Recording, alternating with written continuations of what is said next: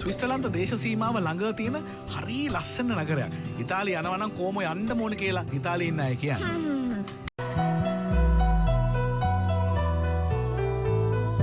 පාළුව මකන කවියක් සේවිනම්